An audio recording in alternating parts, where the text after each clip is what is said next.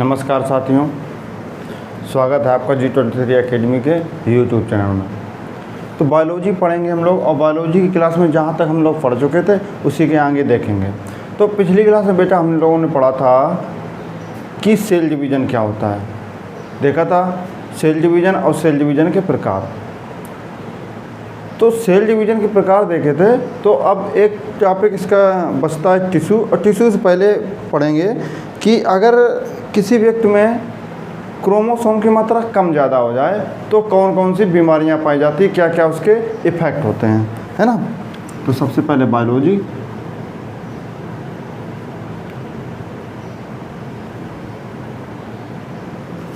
और आपको पता है बेटा, जो बायोलॉजी में जो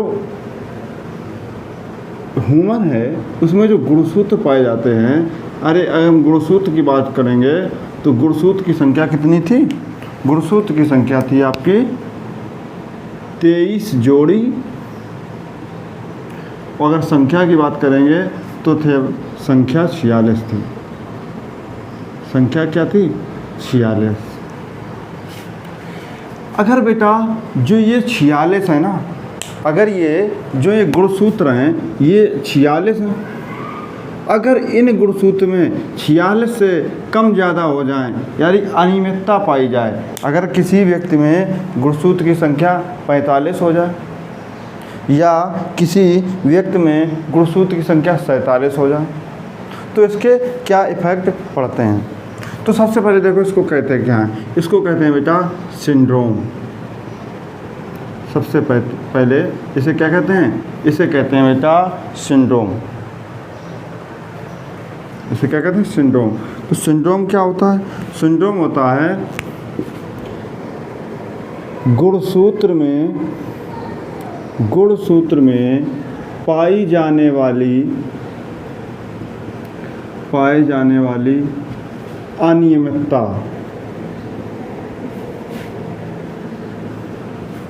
है ना। गुणसूत्र सिंड्रोम क्या होता है? सिंड्रोम होता है बेटा गुणसूत्र में पाई जाने वाली अनियमितता, यानी अगर किसी व्यक्ति में गुणसूत्र की संख्या क्या हो जाए? परिवर्तित हो जाए, है ना। यानी इसको और क्या कह सकते हैं, अगर और कहना है कि गुणसूत्र की संख्या परिवर्तित क्या, या तो 45 हो जाए या 47 हो जाए, इसे कह देते हैं सिंड्रोम। इसे क्या कह देते हैं? इसे कह देते हैं सिंड्रोम। और जो ये बेटा सिंड्रोम होता है कितने प्रकार का? 4 प्रकार का। जो सिंड्रोम होता है 4 प्रकार का। उसमें से जो पहला सिंड्रोम पढ़ेंगे हम लोग वो पढ़ेंगे टर्नर सिंड्रोम। पहले क्या पढ़ेंगे? पहले पढ़ेंगे टर्नर सिंड्रोम। देखो बेटा ये टर्नर सिंड्रोम क्या होता है? जब किसी व्यक्ति में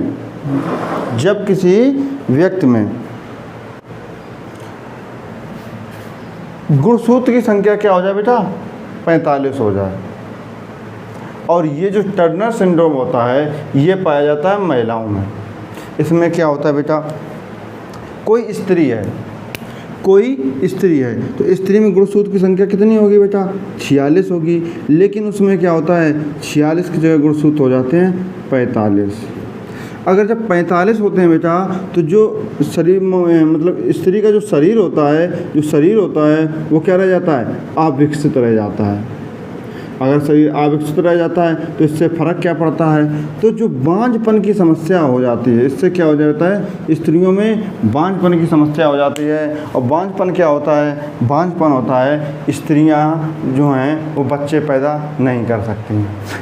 लेकिन मैं ये नहीं कह रहा हूँ कि जो भी स्त्रियां बच्चे पैदा नहीं कर सकती हैं उनमें सब में टर्नर सिंड्रोम पाया जाता है। बच्चे पैदा ना होने के और भी रीजन्स होते हैं बेटा, बच्चे पैदा होने के और भी रीजन्स होते हैं, जैसे मासिक चक्र का सही समय पर ना आना, या जो अंडाणु है वो अविकसित रह जाना, ऐसी बहुत सारी समस्याएं होती हैं। लेकिन उन समस्याओं में से एक कारण ये भी हो सकता है कि जो महिला है, महिला में गुणसूत्र की संख्या 46 से कितनी हो, 45 हो, यानी वो महिला किससे पीड़ित हो, टर्नर सिंड्रोम से पीड़ित हो।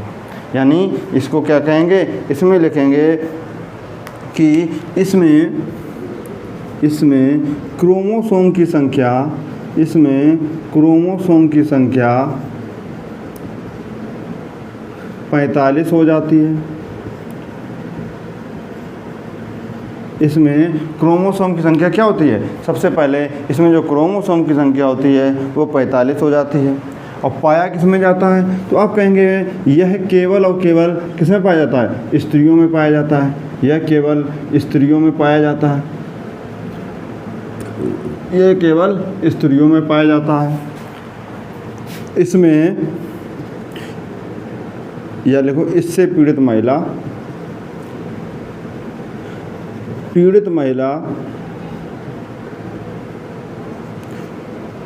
जो पीड़ित महिला होगी वो क्या होगी, बांझपन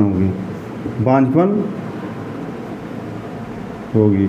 यानी जो ऐसी महिला होगी जिसमें टर्नर सिंड्रोम पाया जाएगा, वो महिला क्या होगी बेटा, बांझपन होगी। यानी उसमें क्या होता है बेटा, वो बच्चे पैदा नहीं कर सकती। यानी उसका शरीर क्या होता है, अविकसित शरीर होता है।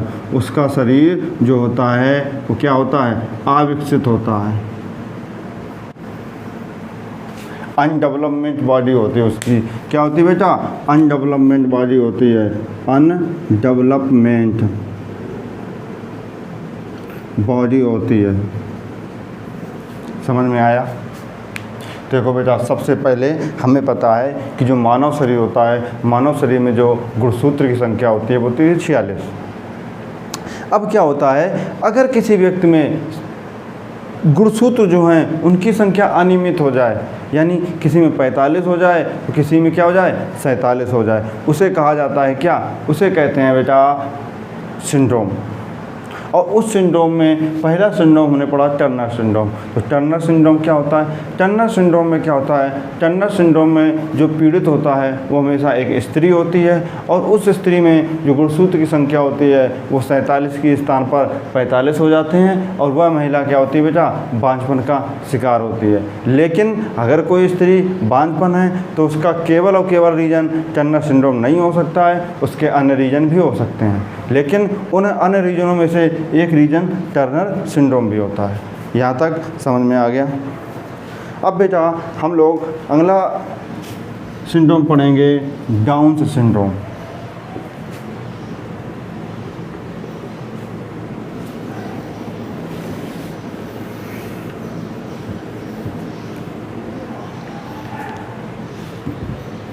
अगला है आपका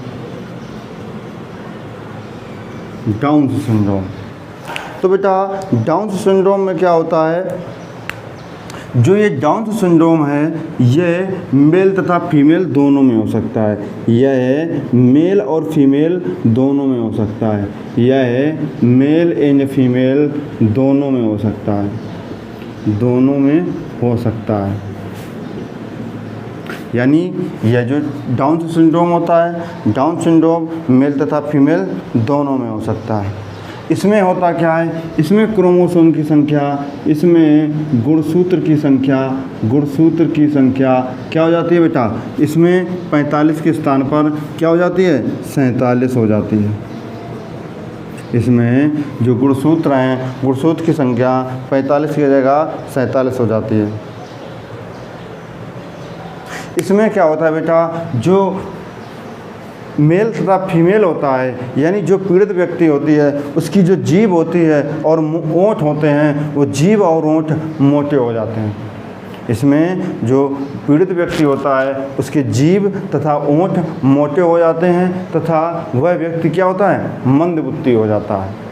इसमें क्या होता है बेटा, जो पीड़ित व्यक्ति है उसके जो होंठ और जीभ हैं, जो होंठ और जीभ हैं वो मोटे हो जाते हैं, और जो पीड़ित व्यक्ति है वह क्या होता है, मंदबुद्धि होता है ना।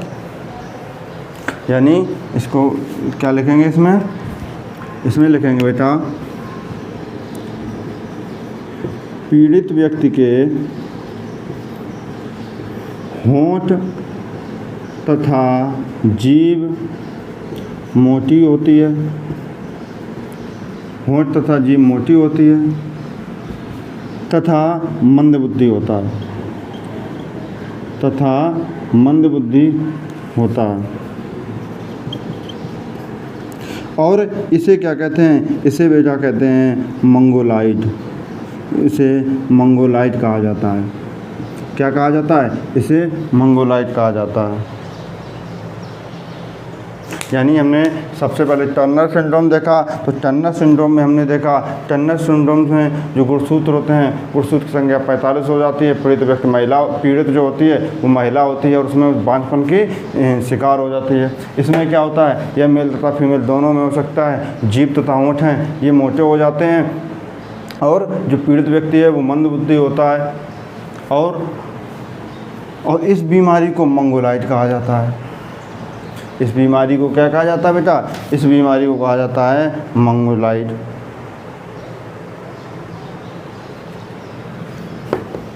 अब आ जाता है बेटा क्लिनफेल्टर सिंड्रोम। एक आ जाता है क्लिनफेल्टर सिंड्रोम।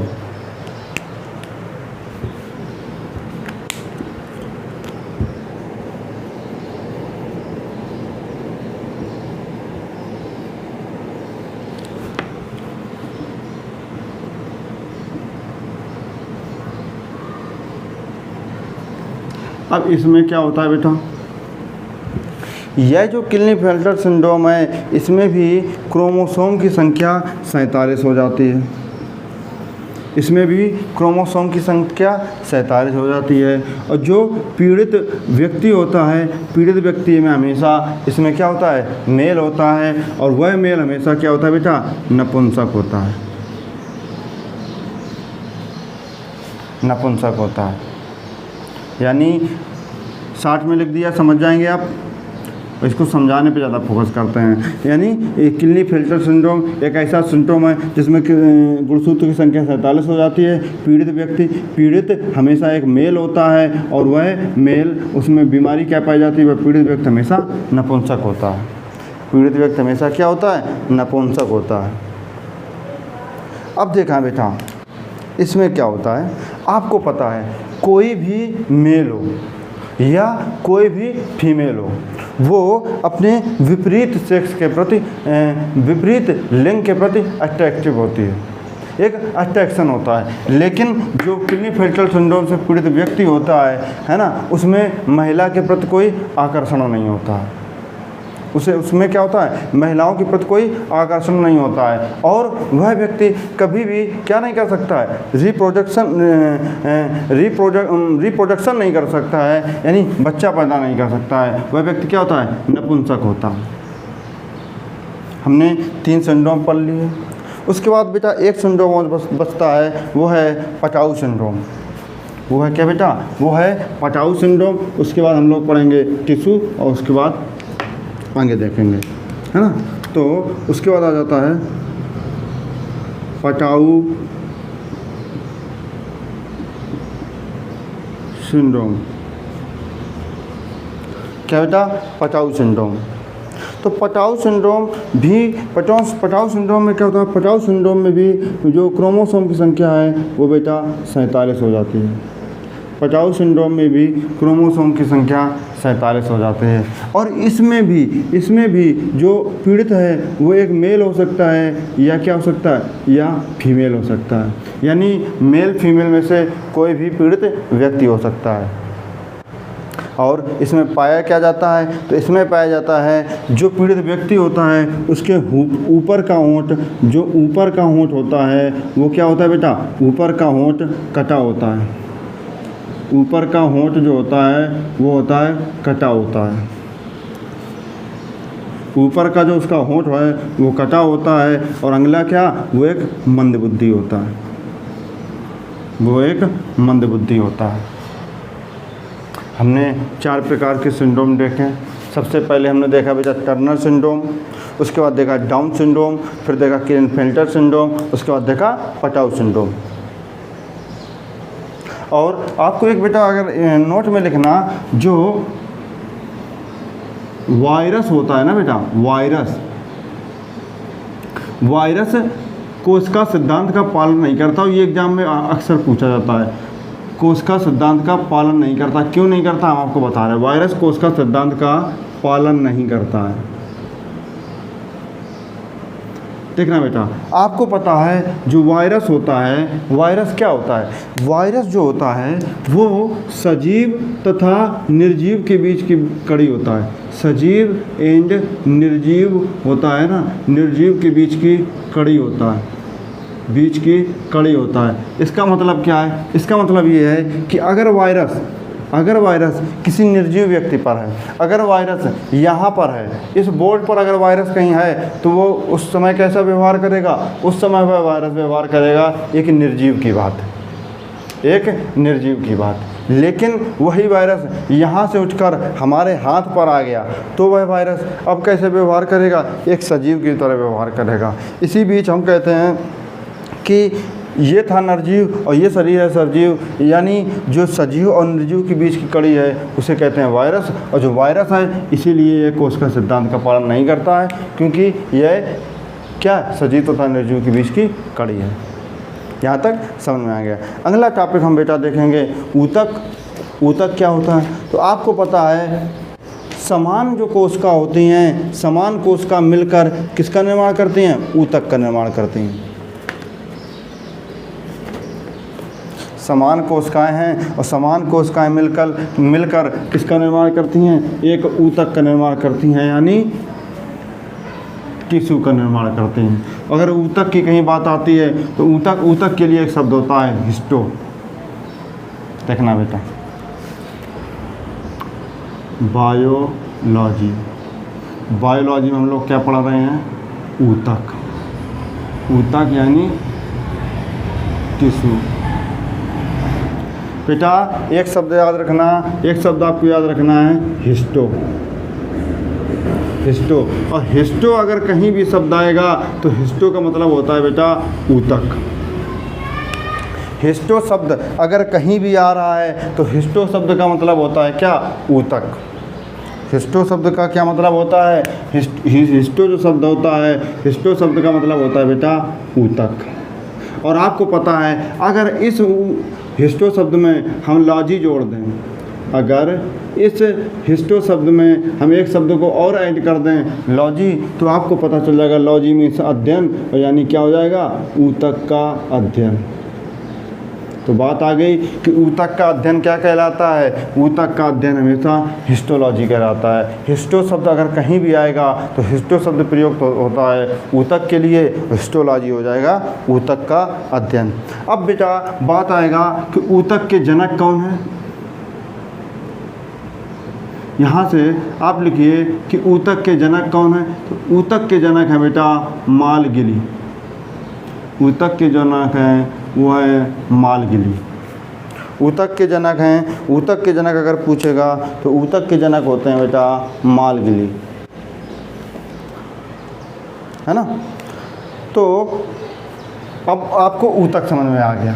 ऊतक होता क्या है? जनक तो मालगिली हो गए। अगर ऊतक की बात कर जाएं तो क्या हो जाएगा? समान कोशिकाओं का समूह, समान कोशिकाओं का समूह, यानी एक प्रकार की बहुत सारी कोशिकाएं, एक ये प्रकार की, ये प्रकार की, ये प्रकार की, ये प्रकार, ये सारी कोशिकाएं मिल जाती हैं, वो बन जाता है ऊतक। यानी एक समान प्रकार की समान कोशिकाओं का जो समूह होता है उसे ऊतक कहते हैं। और ऊतक का अध्ययन जिसमें करते हैं उसे हिस्टोलॉजी कहते हैं। और ऊतक का जो जनक हैं, यानी हिस्टोलॉजी के जो जनक हैं वो हैं मालगिली। अब बात आएगा कि ऊतक के प्रकार कितने होते हैं। अब वो आपसे पूछेगा ऊतक के प्रकार कितने होते हैं। तो देखना बेटा, अब यहाँ से हम देखेंगे ऊतक के प्रकार। तो ये कोई ऊतक है, तो ऊतक बेटा होता है 4 प्रकार का। सबसे पहले एक होता है संयोजी ऊतक। संयोजी ऊतक सबसे पहले क्या? सबसे पहले आ जाता है आपका संयोजी ऊतक। उसके बाद आ जाता है आपका तंत्रिका ऊतक। तंत्रिका ऊतक नंबर 3 पर आप लिखेंगे, नंबर 3 पर आ जाता है बेटा पेशी ऊतक। नंबर 3 पर आ जाता है पेशी ऊतक। और नंबर 4 पर आ जाता है आपका उपकला ऊतक। उपकला ऊतक। और इस उपकला ऊतक को बेटा एडीपोज भी बोला जाता है। एडीपोज।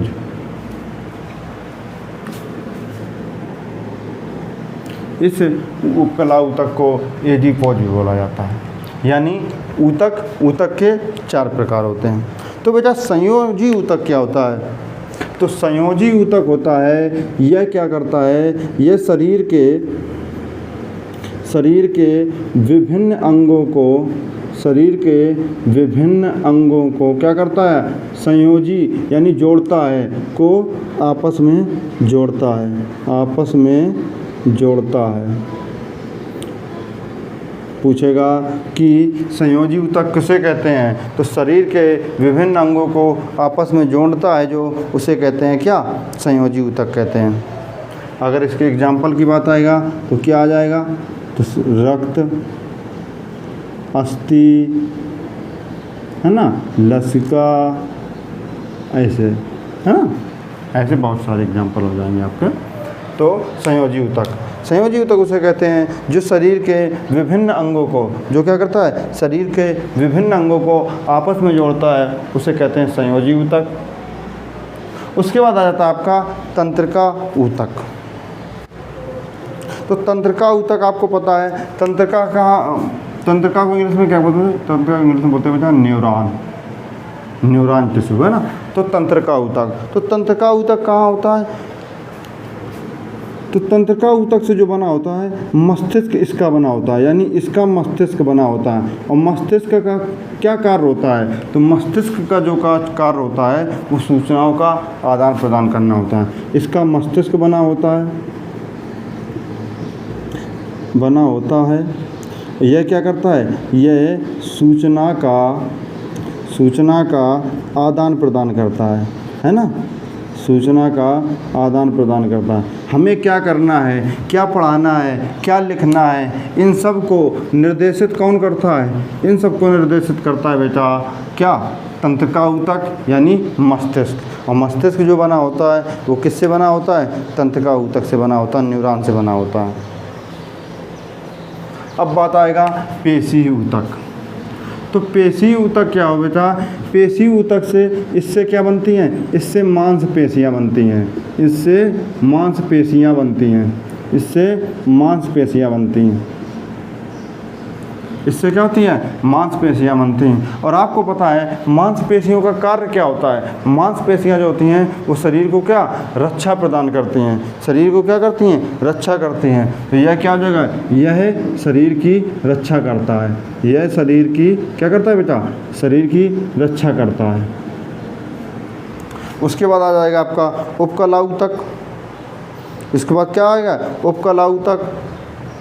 तो उपकला ऊतक होता है बेटा, जो उपकला ऊतक है इसमें त्वचा होती है। इसकी उपकला ऊतक से इससे क्या? इससे त्वचा बनती है। इससे त्वचा यानी त्वचा मतलब स्किन बनी होती है। इससे क्या बनती है? इससे त्वचा बनती है यानी स्किन बनी होती है। और आपको पता है ये जो हमारी स्किन है, स्किन के अंदर क्या होता है? फैट होता है। यानी यह वसा को, यह क्या करता है? फैट यानी वसा को संग्रहित करती है। को क्या करती है? संग्रहित करती है। अरे यही तो होता है, जब किसी का बुढ़ापा आता है ना, तो यहाँ जो पूरे शरीर में जो उसकी फैट होती है, फैट की मात्रा कम होने लगती है। जब फैट की मात्रा कम होने लगती है तो उसकी जो त्वचा है, फैट की वजह से त्वचा क्या बेटा? टाइट बनी रहती है ना। फैट की वजह से त्वचा टाइट बनी रहती है, लेकिन जैसे ही फैट कम होती है तो वह त्वचा ढीली हो जाती है और स्किन लचकने सी लगती है। अगर उसमें फैट की मात्रा ज़्यादा रहेगी, फैट बुढ़ापे में अगर फैट कम नहीं होगा तो जो स्किन ढीली ढीली सी हो जाती है, जो स्किन लचक सी जाती है, वो नहीं लचकेगी। क्यों लचकती है? क्योंकि जो फैट होती है, फैट की मात्रा कम हो जाती है ना। अगर यहाँ से आप लिखना चाहें इस बात को तो यहाँ नोट में आप लिख भी सकते हैं। क्या लिखेंगे? आप लिख लो बेटा, बुढ़ापे में चेहरे पर झुर्रियाँ वसा की कमी के कारण आती हैं। वसा की कमी के कारण होती हैं। तो यहाँ से आज हमारा सेल ख़त्म हो चुका था। आज हम लोगों ने टिश्यू समझ लिया है ना। सेल और टिश्यू ये दो टॉपिक ख़त्म हो चुके हैं। अगली क्लास में बेटा हम लोग पढ़ेंगे स्केलेटन सिस्टम, कंकाल तंत्र। अगली क्लास में हम क्या पढ़ेंगे? अगली क्लास में बेटा हम लोग पढ़ेंगे कंकाल तंत्र सिस्टम, है ना। तो इस क्लास को यहीं ख़त्म करते हैं। अगर आपको ये क्लास अच्छी लगी हो तो लाइक करें, चैनल को सब्सक्राइब करें और बेल आइकन को दबा दें, जिससे क्या होगा, नेक्स्ट आने वाली क्लासें आपके पास उसका नोटिफिकेशन आ जाएगा। धन्यवाद।